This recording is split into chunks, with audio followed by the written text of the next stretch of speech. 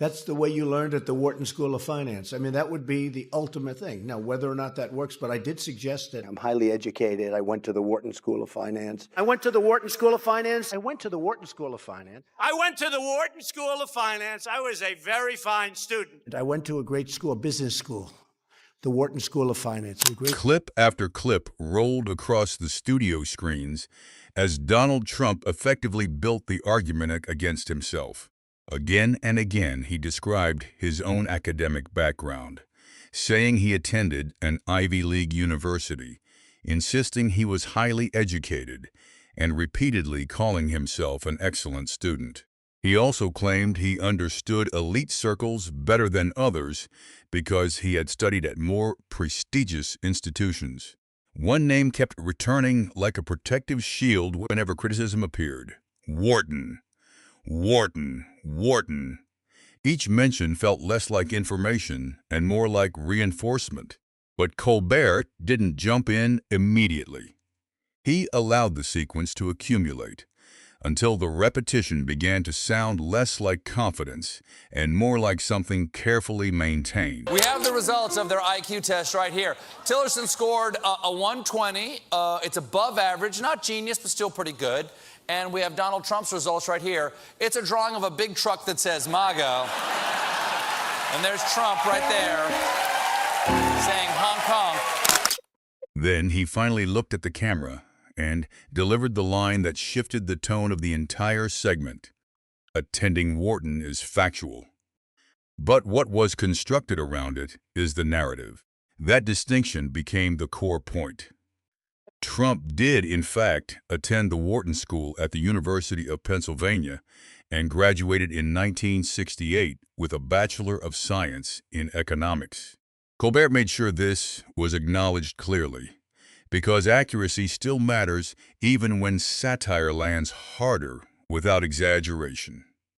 The question was never whether the degree existed. The real issue was how it was later framed as proof of exceptional intellect, proof that critics were beneath him, and proof that any debate should end the moment the institution's name. Donald Trump has proven himself surprisingly limber for a man with those cankles. Because in just the last 24 hours alone, he's achieved 2 new lows. First, you know how Donald Trump has always sued everyone and everything at all times. Was mentioned, and from there, the segment moved deeper, because this is where the folder came into play. Colbert reached down and picked up a slim folder from beneath his desk. He didn't present it as a hidden document or some dramatic leak. Instead, he clarified that academic records are private for valid reasons, and they should not be treated as public property on demand. However, he also pointed out that Trump had long used academic prestige as part of his public identity. He had referenced his education as evidence of superiority, dismissed opponents as unintelligent, and leaned on the Wharton name whenever his decisions were questioned. Once someone turns their education into... They didn't go to the Wharton School of Finance. They did. But you know what? They're really smart. I've also heard I was first in my class at the Wharton School of Finance. And sometimes when you hear it, you don't say anything. You just let it go. I went to a great school. I went to the Wharton School of Finance, and... A public symbol of authority, Colbert argued.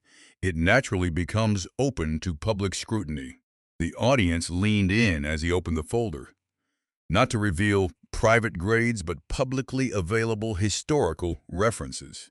He discussed honors listings, dean's list mentions, and academic distinction records that are typically associated with top academic performance. According to reviews of Wharton's 1968 records, Trump's name did not appear among those listed for academic honors or dean's list recognition. This did not suggest failure, nor did it imply the degree was invalid.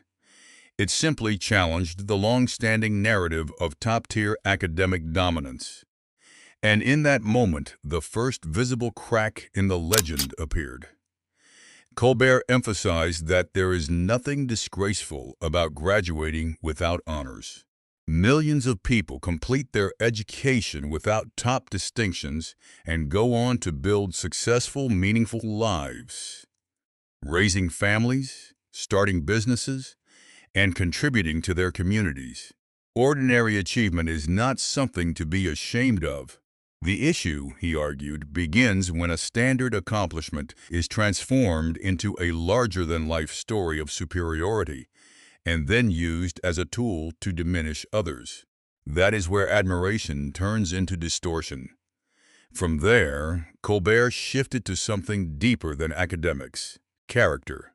He explained that the most revealing part of the Wharton narrative is not the institution itself, but the continuous expansion of its meaning. First, it becomes proof of competence, then intelligence, then elite, and eventually a justification for dismissing critics altogether. At some point, the story grows larger than what originally happened, until the facts can no longer support it. The studio quieted. For many viewers, especially older ones, the idea resonated strongly because there was once an expectation that claims matched evidence. If someone said they were first, there was proof. If the proof didn't exist, the claim was corrected. A degree is an achievement to be respected, but a manufactured legend built on top of it becomes something entirely different. Colbert drew a sharp contrast with a simple line. Pride says, "I graduated," while insecurity insists, "I was the greatest. Don't look too closely." His strongest moment came when he addressed reports about efforts to keep academic records out of public discussion. He acknowledged that privacy is important, but pointed out a contradiction. When someone spends years demanding transparency from others, it becomes difficult to argue against the same standard being applied in return. Then he added another cutting observation. Someone who truly graduated at the top of their class usually doesn't need legal barriers to protect that claim. The studio erupted at the line, not just for humor, but because it highlighted the central tension.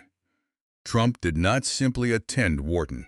Over time, the name became a symbolic shield used to answer questions about intelligence, capability, and judgment. Colbert didn't challenge the existence of the degree. Instead, he examined the structure built around it. By the end of the segment, the discussion was no longer about one academic credential. It had become a broader contrast between branding and evidence. A real achievement existed, but the surrounding narrative demanded more. Best, greatest, unquestionable. Colbert's point was that when a claim grows louder than the record supporting it, eventually the record itself becomes the punchline.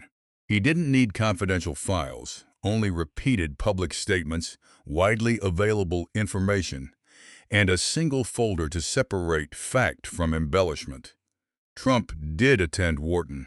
That part remained true. But the story built on top of it had taken on a life of its own. And under the studio lights, that constructed version finally met the page that refused to applaud.